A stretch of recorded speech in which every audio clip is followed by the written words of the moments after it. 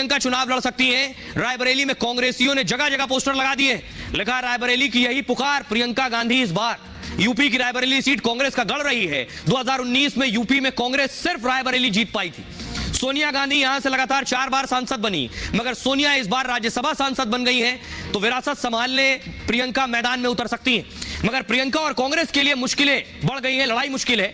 Opinion poll में यहां कांग्रेस की हार के संकेत हैं। अमेठी की तरह यहां भी बीजेपी की जीत का दावा है। कांग्रेस की हार के दावे के पीछे बदली सियासी तस्वीर भी है। रायबरेली से कांग्रेस का सपा वाला कंधा कमजोर हो गया है। रायबरेली से कांग्रेस को जिताने में सपा का भी खास रोल रहा। सपा इस सीट पर अपना उम्मीदवार खड़ा नहीं करती थी। सपा के गद्दावर ब्राह्मण नेता मनोज पांडे कांग्रेस को वोट दिलाते थे, लेकिन मनोज पांडे अब सपा से दूर और योगी के करीब आ गए। इस बार राज्यसभा की वोटिंग में सपा के कैंडिडेट रायबरेली से आने वाले मनोज पांडे ने बीजेपी के कैंडिडेट के लिए वोट किया। ऊंचाहार से 3 बार के विधायक मनोज की इलाके में अच्छी पकड़ है, जिसका फायदा इस बार कांग्रेस को नहीं बीजेपी को मिलेगा। ऐसे में रायबरेली की बाजी प्रियंका गांधी हार सकती हैं। सुनिए जरा क्या कुछ कह रहे हैं कांग्रेस के प्रदेश अध्यक्ष अजय राय और साथ ही साथ बीजेपी के नेता दिनेश सिंह।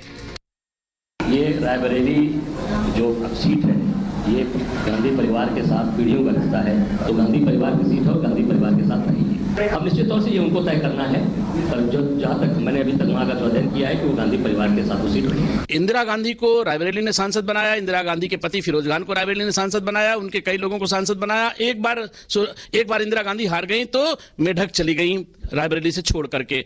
उसी भांति सोनिया गांधी को लगा कि अब रायबरेली से हम हार जाएंगे, तो हारने से पहले उन्होंने अपने को रायबरेली छोड़ दिया, रायबरेली के साथ धोखा करके भाग के राजस्थान चली गई। तो ये इनका इतिहास ही रहा है गांधी परिवार का। अपने फायदे के अलावा इनको दूसरे के हित के लिए कभी संघर्ष करते हम लोगों ने नहीं देखा।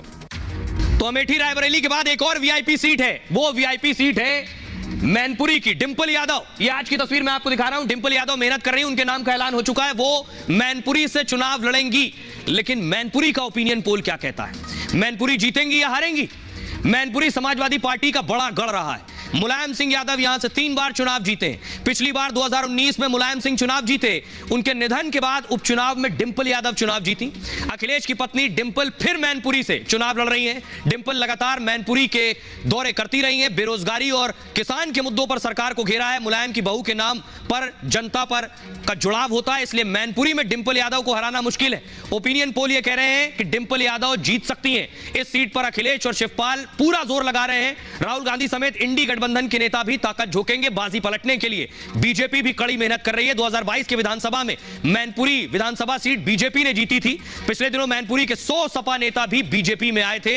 यूपी में मिशन 80 पूरा करने के लिए मैनपुरी पर खास नजर है। सुनिए आज डिंपल यादव मैनपुरी में थी, क्या कह रही है मैनपुरी को लेकर, अपनी जीत पर उन्हें कितना भरोसा है।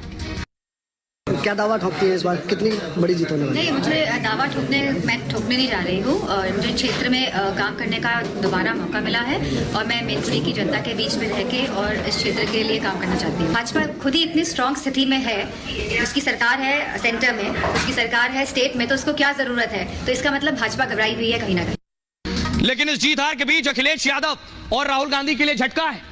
असदुद्दीन ओवैसी ने धमकी दे दी है। वो सीधे सीधे कह रहे हैं मुझे 5 सीट दे दो, वरना यूपी में 25 सीट लड़ूंगा।